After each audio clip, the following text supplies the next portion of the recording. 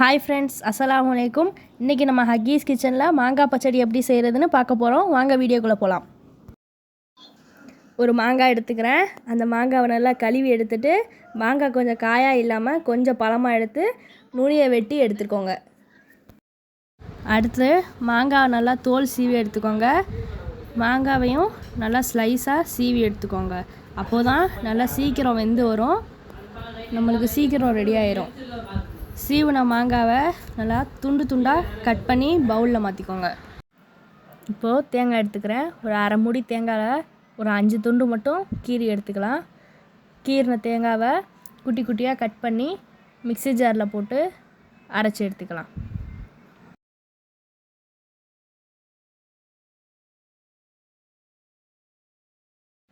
இப்போ அரைச்சாச்சு. அரைச்சதில் 1 கப் தண்ணி ஊற்றி திரும்பவும் அரைச்சி ஃபில்ட்ரு பண்ணி 1 கப் பால் மட்டும் எடுத்து வச்சுக்கலாம்.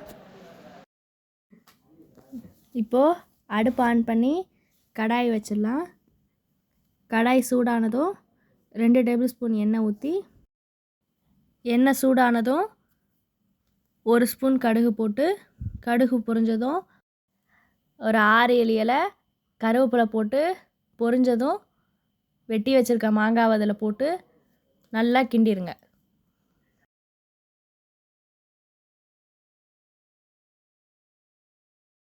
இப்போ நல்லா கிண்டியாச்சு. அரை ஸ்பூன் மஞ்சள் தூள் போட்டு கிண்டிட்டு 1 கப் தண்ணி ஊற்றி அதையும் ஒரு டைம் கிளறிட்டு ஒரு பிஞ்ச் உப்பு போட்டு கிளறி மூடி வச்சிடலாம்.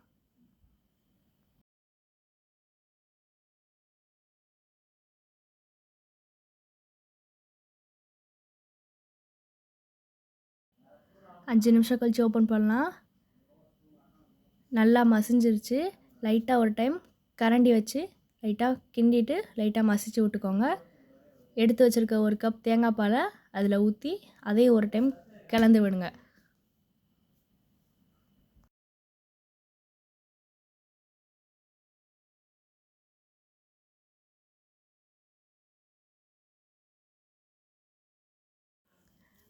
உங்களுக்கு இன்னும் கொஞ்சம் நேரம் மசியலை அப்படின்னா திரும்ப ஒரு கப் தண்ணி ஊற்றி திரும்பவும் மசிச்சு எடுத்துக்கோங்க. மசிச்சுட்டு அதுக்கப்புறமா சர்க்கரை போட்டுக்கோங்க. நான் ஒரு 2.5 ஸ்பூன் போட்டிருக்கேன். உங்களுக்கு எவ்வளோ தேவைப்படுதோ அவ்வளோ போட்டுக்கோங்க. எனக்கு ஸ்வீட்னஸ் கரெக்டாகவே இருந்தது. இப்போ இதை நல்லா கிண்டி எடுத்துக்கலாம். நல்லா கிளறினதும் அடுப்பை ஃபுல் ஃப்ளேமில் வச்சு ஒரு மூடி போட்டு மூடி ஒரு 2 நிமிஷம் கழித்து ஓப்பன் பண்ணி எடுத்து பாருங்கள். அதுக்கப்புறம் சுற்றி நல்லா கிளறிட்டு டெக்ஸ்சர் பார்த்துக்கோங்க. இந்த மாதிரி தான் இருக்கணும்.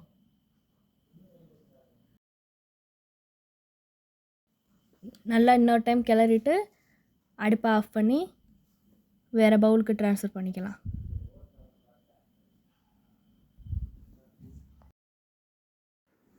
அவ்வளோதான், மாங்காய் பச்சடி ரெடி ஆயிடுச்சு. இதே மாதிரி நீங்களும் ட்ரை பண்ணி பார்த்துட்டு எப்படி இருந்துச்சுன்னு கமெண்ட்டில் சொல்லுங்கள். இந்த வீடியோ பிடிச்சிருந்தா லைக் பண்ணுங்கள், ஷேர் பண்ணுங்கள், சப்ஸ்கிரைப் பண்ணுங்கள். மறந்துடாமல் பெல் ஐக்கானை கிளிக் பண்ணுங்கள். வேறு என்ன டிஷ் வேணும்னு கமெண்ட்டில் சொல்லுங்கள். நெக்ஸ்ட் வீடியோவில் பார்க்கலாம். அஸ்ஸலாமு அலைக்கும் வரஹ்மத்துல்லாஹி வபரகாத்துஹு.